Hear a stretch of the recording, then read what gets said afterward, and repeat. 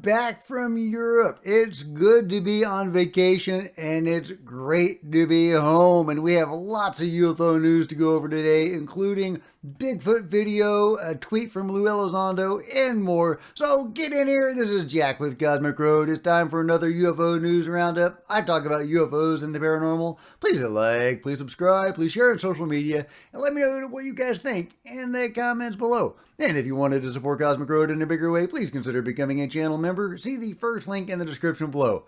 Okay, let's just get right to it. Europe is so wonderful, by the way. I love it. I love Rome. Man, Rome is such a cool city. I felt really inspired as a writer by Rome. I just really enjoyed it. And Amsterdam, I was totally unprepared for all the canals and how cute and just quaint and everything is. It's like a mix of the modern and the old. It's just really amazing. I loved it, guys. It was great. Just what I needed to recharge my batteries. And, I can tell you more about my adventures later, but let's get into it. Here's Lue Elizondo. Here we go. Howdy, folks. Just a quick update for you to consider. Please know that ongoing efforts are underway that will reveal themselves by early to mid 2024. At the risk of haters trying to sabotage our efforts, I can't be precise at this time, but if you have learned anything over the past 5 years, I never make empty promises. Trust me, this will be worth it. Special thanks to Chris Mellon and Jay Stratton. So I wonder if Chris and Jay have a hand in what's going on. And of course, they are major players in all of this. Jay Stratton, was the previous head of the U.A.P. task force before Bray took over, who is seemingly an agent, direct or indirect, of the control group. But Jay seems to be on the level, and he's been in the game since Skinwalker Ranch. And of course, Chris Mellon, huge part of all of this. So so it seems like they may be players in what is going to unfold in 2024, early to mid 2024, Lue says. Lue doesn't get any more specific about what's going on, unfortunately, but he does say efforts are underway that will reveal themselves. What does that mean? Does that mean some sort of a disclosure-related event? Is Lue Elizondo going to pony up with the alien bodies and the UFOs? What does this mean? Are we going to get more videos coming out? Or is he talking about whistleblowers? Let me know what you think in the comments below. Meanwhile, in Silverton in the Rocky Mountains, a Bigfoot video was recently taken and is making the rounds right now. And this was apparently taken from a train. And there we have Mr. Bigfoot himself, just kind of hanging out in the Rocky Mountains in Colorado, just kind of crouching down, hanging out, doing his thing. I don't know, is that real? Is that CGI? Is that a guy in a suit? I don't know. I don't know, but it's a compelling video.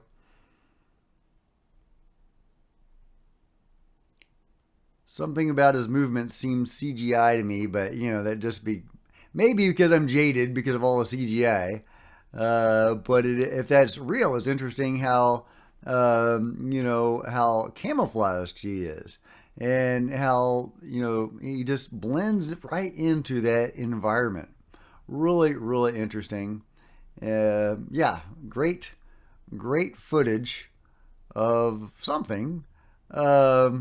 I don't know what to make of this. I don't think this is going to sway any doubters of Bigfoot or any cynics of Bigfoot. I am not a cynic of Bigfoot. I used to be. I used to think Bigfoot was just so silly. But then I did the research. And now I am convinced that Bigfoot is a thing. And it is not just a lost primate that hasn't been discovered. That doesn't make any sense, and that's why I never believed in Bigfoot, because that just made no sense at all. But once I got to the weirder aspects of Bigfoot, the more paranormal aspects, some people call them the quantum Bigfoot, then it started to make a little more sense to me, or at least it made less sense, but in that sense, it made even more sense. But let me know what you think in the comments below. And in other news, we've got some really new interesting information and analysis from Ashton Forbes, who has been heavily researching the missing flight MH-370. And he was on a recent podcast, and I'm just going to play a little clip of it. He goes on for a little while talking about some new analysis that he has done, and then one of the hosts kind of breaks it down and gives a real clarification and distillation of what Ashton has been saying in a shorter soundbite. So I'm going to play that for you right now. You're saying that just because I want everybody, because I perfectly understand what you're saying about this right now, but I want to lay this out really clearly for everyone. What you're saying here is that you were able to prove through the data that not only is this a stereoscopic image, but there's only so many satellite pairs that exist that can even do that, and the ones that would have to be in the exact spot to do it at that time, they are proven to have been there at that time. Bingo. And we look at all the others, and that's it. Like, that's pretty much the only one it could be, unless somehow we've got the direction of travel wrong. But as I pointed out, the direction of travel has to be what we mentioned based on the satellite coordinate shifts. So to me, this is absolute proof, and it's undeniable. The best part of it is verifiable. Now, the only thing that we don't know is that the capabilities of these satellites are classified. We know they can shoot in infrared, because that's what SBIRS stands for, Space-Based Infrared System. Right. And so we know that that's what they are, but at the same time, we don't know that, nobody I think has even known that satellites could take video like this, let alone 3D stereoscopic video like this. It's a great interview, and I highly recommend watching the full thing. I will link to it in the comments below, but it is yet more compelling information and evidence, potentially, that these videos that were taken of this plane being vanished by UFOs may indeed be on the level. It's a crazy case. I don't want to go all in on this, and I don't want to I have to be very respectful and sympathetic for the people that have been missing, that were missing and may in fact be deceased, and their families. But for that very reason, it's important to get to the truth of this incident, whether it's a tragic passing away at sea by a suicidal pilot taking all these people out with him, or something more anomalous, and possibly these people are still alive. So, it's definitely important to get to the truth. So I salute Ashton and any others that are analyzing this and trying to uncover what actually went down with missing flight MH-370.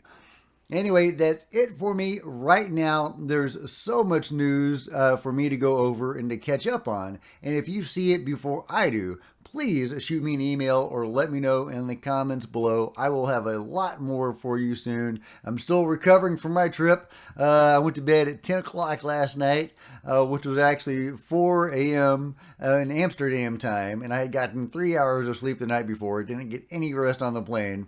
So I'm a little ragged right now, but it is so good to be home. But I had a great time in Europe.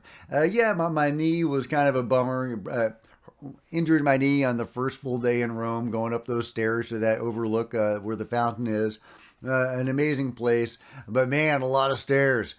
Should have taken a taxi. Should have known better.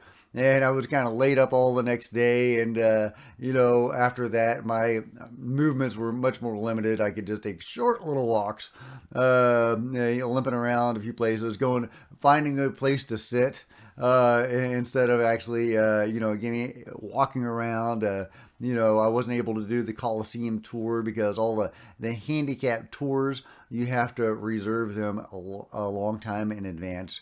But I was able to go to the Coliseum twice and see it from the outside. Hugely impressive. Wow. You see it in the movies, but it's big, but it's even bigger than I thought. And I was struck by the scale of it and the weight of it, the immense weight of this pile of bricks and stone. Really, really impressive. And got to see the Vittoriano, which I was not prepared for. It was just mind blowing.